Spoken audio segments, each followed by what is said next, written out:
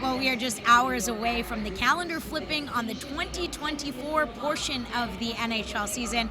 And Dave Pagnotta, who joins me now, there's been no shortage of crazy storylines, a lot of action, a lot of trade rumors, and we're going to break all of that down here in the final edition for this year of the latest on the fourth period. It's presented by CCM Hockey. Well, Dave, we've got to start with some action with the New York Rangers. They have lost 6 of their last 7. We have already seen them ship out Trouba and Kakko. So what's next? Is Peter Laviolette's job on the line? Is another veteran perhaps on their way out? What do we expect to see from them between now and the trade deadline? Well, Kate, based on some of the reports over the last 48 hours, it sounds like more major changes are on the horizon for the New York Rangers. Now, about a month ago, there was kind of a vote of confidence given to Peter Laviolette behind the bench because of the nature of their free-for-all, which was primarily roster-driven. Because they continue to slide, that may be inevitable. And according to the New York Post, Larry Brooks suggesting that that's likely an occurrence for this club of one of the moves that they may make. But we've been hearing over the last few days, since the holiday freeze lifted, that the New York Rangers continue to explore the trade market and different types of moves that they could potentially make. We've reported previously that Keandre Miller's name is out there, and he's a player that has generated interest. We know Riley Smith is out there. We already know Chris Kreider is out there as well. An interesting name to look at is Mika Zibanejad. He has a full no-movement clause. He's got 5 more years left on his contract at $8.5 million. Talking to now 2 people close to that organization, they believe that Mika would be willing to waive his no-movement clause for the right environment. I don't think they've had formal discussions to this point regarding that, or I don't think the Rangers have asked to this point where he would consider going. But it sounds like if the Rangers find the right deal, that would be a consideration for Mika Zibanejad to consider a move out of New York. Well, certainly beginning of the season, no one really expected a collapse like this, but we're seeing it all unfold. And now, certainly a lot of drama over in Vancouver. It seems that on the ice and off the ice, there's always something to talk about. And the latest, Patrik Allvin sat down with Sportsnet's Ian McIntyre, and quite frankly, he wasn't complimentary of his team. He expressed some frustration, and particularly, he called out some of the members of his core, Elias Pettersson and Brock Besser, to name a few. Yeah. So there's been a lot going on there. He's saying that they're not playing up to the standard that they need to play. What do you think is really going on there? There always seems to be something on a regular basis out in Vancouver, and while the team is still in the playoff hunt, they're still within grasp of everything, and this isn't a New York Rangers situation by any stretch of the imagination, but they expect it to be better. And Patrik Allvin, very candid in his commentary, indicating that they wanted more. They want to see more from Petey, from JT Miller, from Brock Besser, and a few others.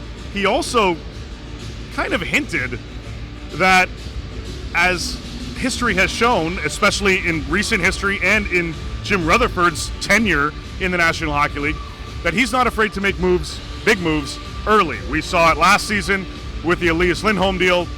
We saw the Bo Horvat deal prior to that. So I don't know if they're going to go big game hunting to that extent. And yes, there's some speculation around Elias Pettersson's future. I wouldn't be shocked to see or hear more noise about that in the summertime.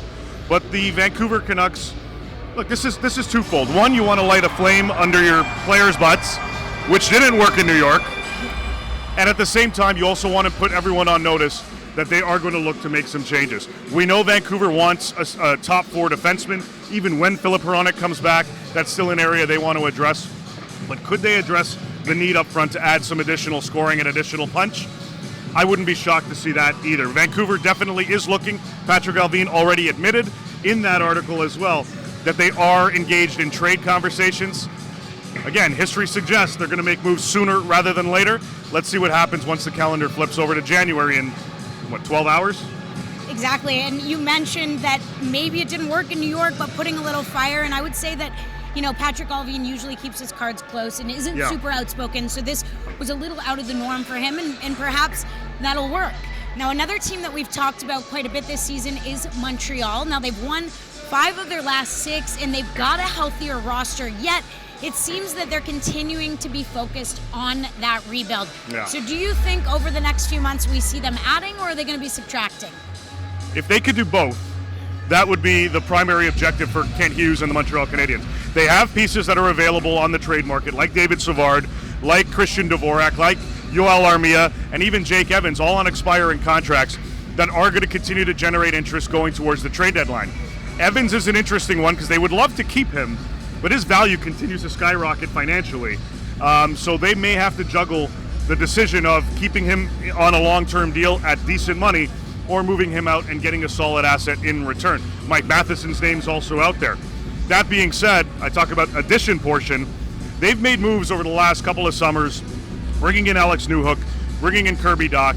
If they could follow that model and make a hockey-type trade where they're bringing in some younger NHL caliber pieces, that's something that I think the Canadiens would love to explore.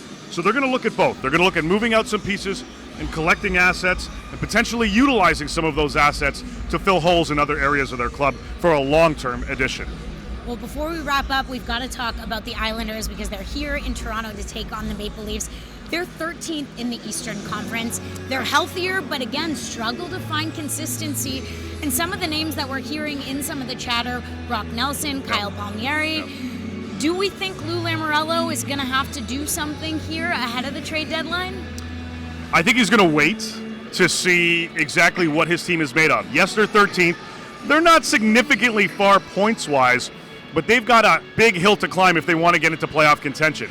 If a month from now, after the Four Nations tournament, if they look at their club and say, okay, we've got a legitimate shot at making the postseason, I think Lou might hold firm. But if they remain in the same position, they will continue to generate interest from these players. Teams have already reached out. They've expressed interest. Both of these guys, Palmieri and Nelson, based on how they're playing, can generate first-round draft picks in packages for each guy. So this is a good opportunity for the Islanders to pivot a little bit on the season, collect some strong assets, get some young prospects back in the cupboard, fill that up a little bit, and be aggressive in the summer come free agency, which I think might be the plan for the New York Islanders, who host the All-Star Game next season. They're going to want to have some good storylines tied to that as well. And just circling back on Vancouver, I forgot to mention that Allvin mentioned Brock Besser and their contract discussions. This is by design. Both sides didn't really want to get overly serious in contract discussions until later on in the season. I think that will begin to pick up, but you called out your guys. So now it's a matter of them stepping up. That's kind of the mentality from Vancouver.